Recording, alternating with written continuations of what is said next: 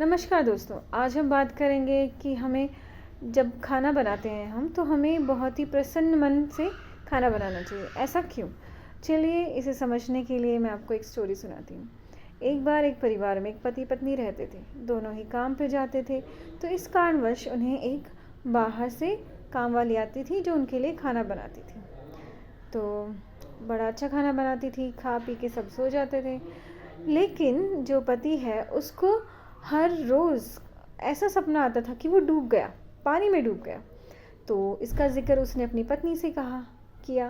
तो पत्नी ने कहा, अरे आप कोई मूवी वगैरह देखते होगे जिसमें डूबने का होता होगा और आपको इसीलिए सपने आते हैं। तो बोला कि अच्छा, शायद हो सकता है। तो फिर उसने एक हफ्ते तक कोई मूवी नहीं देखी और अपने मन को प्रसन्न रखा। लेकिन फिर भी उसको वही सपना आ रहा कि मैं डूब गया, मैं डूब गया।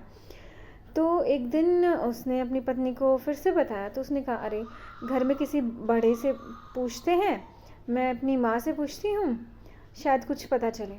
तो उसने बोला कि ठीक है, चलो पूछते हैं।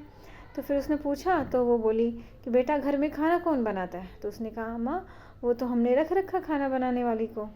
तो बोले कि अच्छा, तो उसको बोलो कि उसको कोई परेशानी तो नहीं, शायद उसके मन में कोई परेशानी है और उस परेशानी में ही वो खाना बना रही है, जिससे उस खाने में थोड़ा सा अच्छापन नहीं रहा है और इस कारण तुम्हें शायद सपने आ रही हों। ये भी एक कारण हो सकता है। तो पहले तुम अपनी कुक से पूछ लो। तो उसने कहा कि ठीक है माँ, पूछ लेंगे। तो फिर वो अपने कुक के पास गई, बोले कि आपको कोई प्रॉब्लम है, घर में कोई समस्या है तो आप हमें ज़रूर बताएं। बोले नहीं नहीं मैडम, मुझे कुछ प्रॉब्लम नहीं है। बोले कि अरे आप बता दीजिए, ऐसे डरने वाली कोई बात नहीं है।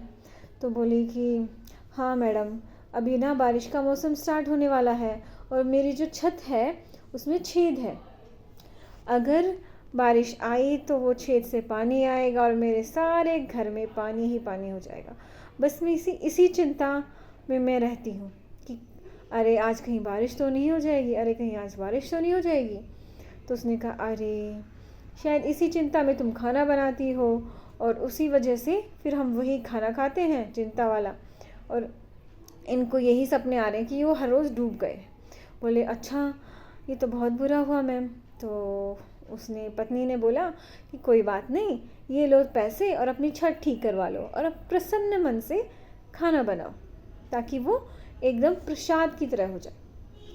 तो इस कहानी का यही मॉरल था कि जब भी आप खाना बनाएं तो एक प्रसन्न मन से बनाएं। जैसे भगवान का हम प्रसाद लेते हैं, मंदिरों में प्रसाद खाते हैं, वो कभी कभी भी ख़त्म नहीं होता है और कभी भी मतलब वो बहुत ही टेस्टी रहता है हमेशा। तो उसका क्या कारण है? क्योंकि वहाँ पर इतनी पॉजिटिव एनर्जी रहती है मंदिर में। जब वो प्रसाद बनता है, हर वक्त भजन होते रहते हैं, तो वो जो पॉजिटिव एनर्जी वो खाना सोख लेता है और वही खाना हम खाते हैं और हम खाते भी बड़ी श्रद्धा से हैं उसको। तो इस तरह से नेक्स्ट टाइम जब आप खाना बनाएं तो आप शांत मन से बनाएं। लेकिन कई बार क्या होता है, हमें जल्दबाजी में खाना बनाना पड़ता है या कई बार हमारा मन अशांत होता है, उस टाइम हम खाना बनाते हैं। तो उस टाइम क्या करें, पहले मन को थोड़ा शांत करें, खुश हों, फिर खाना बनाएं और उस खाने को उसी श्रद्धा से खाएं। तो इस तरह से पहले तो बोलती हुई थी, जैसा खाओगे अन्न वैसा हो जाएगा मन। तो उसमें वही सात्विक भोजन करें और खाना बनाते वक्त भी बहुत ही श्रद्धा का भाव अपने मन में रखें ताकि वो जो खाना वो प्रसाद बन जाए और हमें ताकत दे। तो आज के लिए इतना ही। बहुत बहुत धन्यवाद।